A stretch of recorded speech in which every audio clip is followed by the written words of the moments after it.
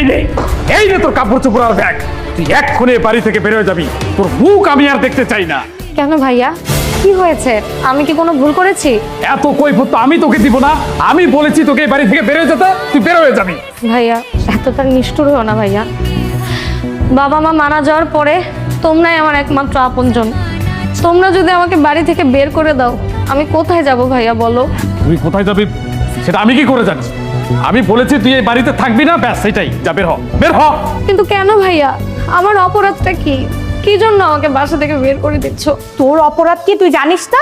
তোর বাবা নাই, তোর মা নাই, তোকে আমার জামাই আর কতকাল বসিয়ে বসিয়ে খাওয়াবে। তার উপরে আবার নতুন বায়না ধরেছ, তোমাকে আবার পড়াশোনা করাতে হবে। শোন, তোর পিছে আর আমার জামাই একটা টাকাও খরচ করতে পারবে না। তাতে ভালো তুই এই বাড়িতে বের হয়ে যা, বের হয়ে যেয়ে নিজে ইনকাম করে খা। ভাইয়া, আমাদের বাবা তো আমাদের জন্য এত সহায় সম্পত্তি রেখে গেছে, তুমি তোমার একমাত্র বোনকে খাওয়াতে পারবে না বলে বাড়ি থেকে বের করে দিচ্ছ? হ্যাঁ দিচ্ছি, তোকে খাওয়াতে পারবো না বলেই তোকে আমি বাড়ি থেকে বের করে দিচ্ছি। ভাইয়া দেখো, দিনে 3 বেলা না, অন্তত 1 বেলা হলেও আমাকে খেতে দিও। আমি তোমাদের বাড়ির সব কাজ করে দিব। বাড়িতে তো একটা কাজের লোক লাগে, বোন হিসেবে না। তুমি একটা কাজের লোক হিসেবে আমাকে রেখে দিও, খেতে দিও, তাহলেই হবে। তাও তুমি আমাকে এই বাড়ি থেকে যেতে দিও না ভাইয়া। না, আমাদের বাড়িতে কোনো কাজের লোকের দরকার নেই।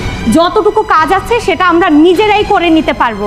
আর শুনো, তুমি তোমার বোনের কথা গলে যেও না। ওকে এই বাড়িতে রাখলে শুধু খাওয়া দাওয়া, জামা কাপড় না, ওকে কিছুদিন পর বিয়েও দিতে হবে। তুমি কেন ওর পিছে এত টাকা পয়সা খরচ করবে? তাতে ভালো ওকে এই বাড়িতে ধাক্কা মেরে বের করে দাও। ভাইয়া ভাইয়া, বাবা মারা যাওয়ার সময় তুমি না বাবাকে কথা দিয়েছিলা তুমি আমাকে কোনোদিন ফেলবে না। তাহলে আজকে আমাকে কেন বাড়ি থেকে বের করে দিচ্ছ? এই পাচার পাচার বলছি। আমি বাবাকে কথা দিয়েছি এই কারণে, যদি বাবাকে কথা না দিতাম তাহলে এই বাড়ি আমার নামে লিখে দিত না বাবা। এখন বাড়ি বাবা আমার নামে লিখে দিয়েছে, সম্পত্তি আমার, তোকে আমার আর দরকার নেই। তুই এক্ষুনি বাড়ি থেকে বেরো, যা বেরো। ও আচ্ছা, তাহলে আমাকে বাড়ি থেকে বের করে দেওয়ার মূল কারণে সম্পত্তি।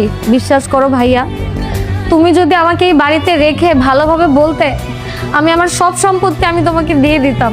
কিন্তু তুমি তো তোমার বইয়ের কথা শুনে আমাকে বাড়ি থেকে বের করে দিচ্ছ। যেহেতু তুমি তোমার বইয়ের কথা শুনে আমাকে বাড়ি থেকে বের করে দিচ্ছ, সেহেতু আমার বাবার সম্পত্তির ভাগ আমি ছাড়বো না। দেখেছো দেখেছো, আমি বলেছিলাম না এই বাড়ির সম্পত্তির উপরে তোমার বোনের লোভ করেছে। সেটা এখন মুখ ফসকে বের হয়ে গেল তো। আমার কথা তোমার বিশ্বাস হলো তো? হ্যাঁ, তোমার কথা বিশ্বাস হয়েছে। একটা কথা ভালো করে শুনে রাখ, আমি বেঁচে থাকতে এই সম্পত্তির ভাগ আমি কাউকে দেব না। এক্ষুনি বাড়ি থেকে বের হয়ে যাবে, বের হওয়া বলছি, নাইলে কিন্তু তোকে আমি। কি করবা? মেরে ফেলবা? মারো তাহলে আমাকে। আমি আমার বাবার সম্পত্তির ভাগ না নিয়ে এখান থেকে যাব না। তুই এখান থেকে যাবি কিন্তু তোর বাবাও যাবে। বেরো বেরো আমার বাড়ি থেকে। কি হলো? তুমি দাঁড়িয়ে দাঁড়িয়ে কি দেখছো? চলো ভিতর চলো।